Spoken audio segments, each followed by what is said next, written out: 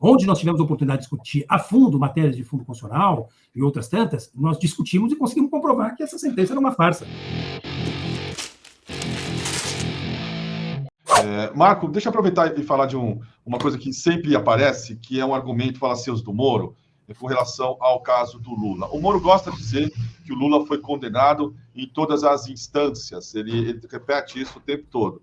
O Moro foi julgado, condenado, culpado, em 3 instâncias, só se livrou no tapetão do STF. Pior ainda, ele tenta passar a impressão de que a cada instância o processo começa de novo do zero, dando a entender que o Lula passou por 3 julgamentos inteiros, como se as instâncias funcionassem exatamente da mesma maneira. Na verdade, as instâncias cumprem funções diferentes. O que é julgado na primeira é diferente do que é julgado na segunda. Eu queria que você tentasse explicar aqui, com essa sua capacidade tão grande de articulação, de pegar assuntos complexos e colocar de maneira simples, assim, como é que funcionam as instâncias e matar de vez essa desinformação que o Moro espalha?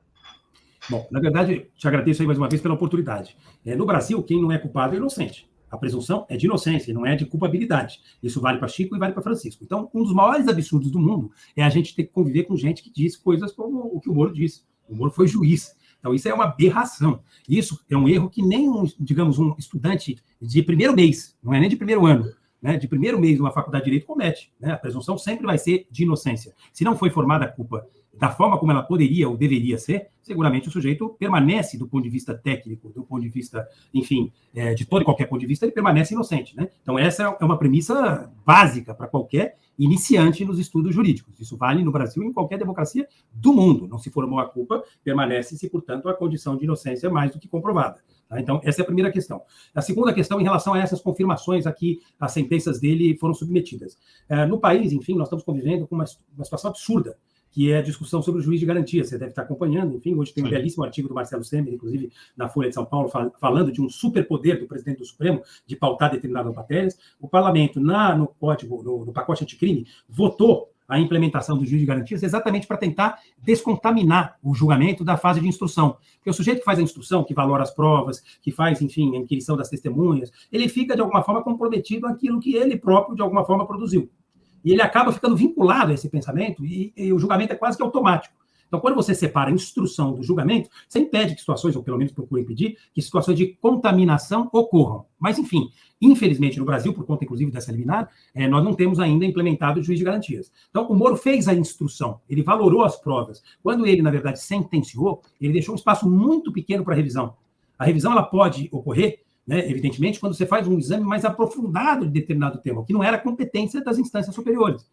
A matéria foi discutida à frente do trabalho belíssimo que a defesa técnica do ex-presidente Lula fez, já em caráter de revisão, no Supremo Tribunal Federal, que é a mais alta corte constitucional do país, onde foram examinados os princípios fundantes do Estado de Direito. Foi examinada a questão da competência. O Moro poderia ou não julgar aquela matéria. Aqueles temas tinham ou não tinham relação com Curitiba? Tinham ou não tinham relação com Petrobras, que foi o que definiu a competência para Curitiba? Não tinham. E quando o Moro forçou a barra, ele, na verdade, comprovou de forma inequívoca e, mais uma vez, constrangedora, o quanto ele era parcial, porque ele só abraçou aquela competência e não se afastou daqueles processos porque ele queria atingir aquele resultado. Então, a incompetência do ex-juiz Sérgio Moro, do ponto de vista técnico, porque ela existe em todos os outros sentidos, a gente bem sabe, mas a incompetência do ex-juiz Sérgio Moro, ela é um elemento que reforça a suspeição e a parcialidade do ex-juiz Sérgio Moro. Mas veja, isso quem examinou foi o Supremo. O Supremo examinou o devido processo legal, examinou a paridade das armas, examinou princípios fundantes, como eu te disse, do Estado de Direito, notadamente o princípio da imparcialidade, o princípio do juiz natural, né, as regras de competência, e quando teve a oportunidade de fazer esse exame, verificou que existia um número enorme de irregularidades. Houve cerceamento de defesa, houve, enfim, uma atuação escandalosa de parceria do juiz da causa com o promotor da causa, o que a gente nunca viu de forma tão escandalosa, tão aberta. A gente até pode imaginar que isso aconteça e sabe que acontece, ninguém é inocente, né? A gente ganha um pouco de malícia nesse processo, mas o fato é que, com a Vaza Jato em especial, tudo isso veio a público. Agora, o Tribunal Regional Federal validou as minhas sentenças. Qual foi o espaço, na verdade, que o tribunal teve para reexaminar as circunstâncias fáticas? Mínimo, porque as competências são definidas. O que podia ser discutido no bojo do Tribunal Regional Federal era muito limitado frente ao que pôde ser discutido e deveria ter sido discutido na primeira instância. As regras de competência, eu estou tentando não ser técnico, né, para não me perder, enfim, né, diante da nossa audiência, mas as regras de competência, os deveres, poderes, são muito bem definidas. Não é qualquer tema que chega ao Supremo. Da mesma forma, não é qualquer tipo de recurso que pode ser apresentado ao STJ, ao TRF, enfim. né? Então, quando ele diz que as sentenças dele foram validadas, ele esquece de dizer que o espaço para reexame, nessas instâncias onde houve, entre aspas, essa validação, era bastante reduzido, era bastante diminuto. Onde nós tivemos a oportunidade de discutir a fundo matérias de fundo constitucional e outras tantas, nós discutimos e conseguimos comprovar que essa sentença era uma farsa. Agora, independentemente disso, houve, na minha avaliação, um comportamento, no mínimo, pouco cuidadoso do Tribunal Regional Federal da 4ª Região. Esse comportamento ainda não foi reexaminado.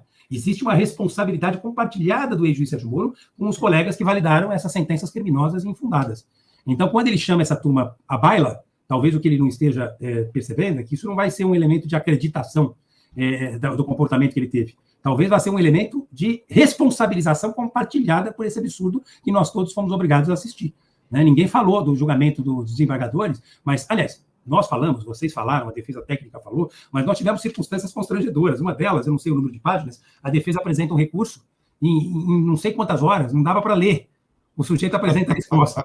Quer dizer, antes do recurso, isso me lembra de um episódio que está na biografia do ex-presidente Lula, do Greenhalgh, quando, na verdade, o Greenhalgh, grande advogado, um dos maiores advogados de todos os tempos, um grande democrata, estava defendendo o presidente Lula e alguns sindicalistas num processo provocado por uma das greves, né?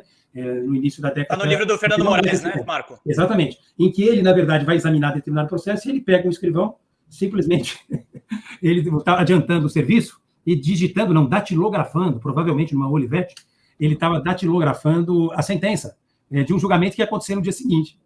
Isso aconteceu no TRF. Alguém tem dúvida? Alguém tem dúvida que isso tudo já estava decidido? Bom, se tem dúvida, vamos resolver, né? Eu, particularmente, acho que o benefício, enfim, da isenção existe para todo mundo, mas que essas circunstâncias precisariam ser reexaminadas, precisariam, porque houve ali, com certeza, no mínimo, um equívoco. De boa fé ou não, no mínimo, um equívoco. Porque bastava ler com boa intenção, né, e com ouvidos, digamos, pouco contaminados pela pressão popular, por parte de determinados setores da imprensa, os recursos da defesa técnica do presidente, para chegar às conclusões que depois o Supremo chegou. Não precisava ter esperado o Supremo. A TRF teria condições de acabar com aquela sentença, porque nós nunca tínhamos ouvido falar em ato de ofício indeterminado. Isso é uma bobagem. Reinventar o direito penal. Como é que um desembargador consegue validar uma sentença daquela do ex-juiz Sérgio Moro com tanto erro? Eu não estou falando do erro de português, não, porque esse ele comete muito mais do que qualquer um de nós, provavelmente do que todos nós juntos. Não é disso que eu estou falando de erros técnicos, né? O sujeito, primeiro, que já foi uma forçação de barra ele ficar com o caso em Curitiba. Já foi uma forçação de barra. Isso poderia ter sido reexaminado no TRF. E para enfrentar a pergunta, vamos ser bem sinceros, não foi por algum motivo. Né? Por algum motivo, no mínimo estranho, tá? Mas ele forçou a barra para ficar com aquela competência. Depois se inventa, como ele não podia atribuir ao ex-presidente Lula nenhuma conduta criminosa, ele cria a figura dos atos de ofício indeterminados. Não sei se você lembra, tinha uma regrinha na cartilha Caminho Suave que dizia o seguinte: eles ou elas, sujeito indeterminado, ninguém sabe. Eles ou elas, né? Então, os atos de ofício indeterminado, o que foi que o ex-presidente Lula fez? Eu não sei. Mas alguma coisa, efetivamente, ele fez. São atos de ofício indeterminados, inespecíficos. Não dá para a gente dizer exatamente o que é, embora a gente diga que tem alguma coisa. Isso é um absurdo. Isso é um absurdo, é uma vergonha. É revoltante. É o que eu falei, nós vivemos num país que normaliza as coisas. O Lula ficou preso 580 dias, a generosidade dele ninguém discute. Ele saiu da prisão e a prisão saiu dele, e hoje ele está conectado, como eu já tive a oportunidade de dizer aqui, com o sofrimento do povo brasileiro. Hoje ele quer enfrentar a miséria e voltar a erradicar a fome, que voltou a assolar milhares de lares brasileiros. Ele tem uma capacidade singular de olhar para frente. É um sujeito generoso. Mas a gente não podia conviver com uma aberração como essa. 580 dias privado da liberdade. 580 dias em que ele se viu mergulhado numa prisão criminosa, de cunho político. Não teve a oportunidade de enterrar com tranquilidade seu neto, de comparecer ao enterro do seu irmão, um dos seus melhores amigos, né? O deputado, nosso queridíssimo ex-deputado constituinte, Maria Seixas, o grande inspirador do Grupo Prerrogativas, um dos maiores amigos dele, que infelizmente faleceu, inclusive por desgosto. Eu convivi muito com o Sig, não tenho a menor dúvida que esse episódio colaborou muito para que a saúde dele, né, ficasse deteriorada. Mas, enfim, o Lula tem essa capacidade de se desprender dessas situações e olhar para frente, né? Ele não vai atuar com nenhum revanchismo, ao contrário, ele vai reconstruir e reconciliar o país. Mas a gente tem que usar esse episódio para evitar que situações parecidas voltem a ocorrer no país.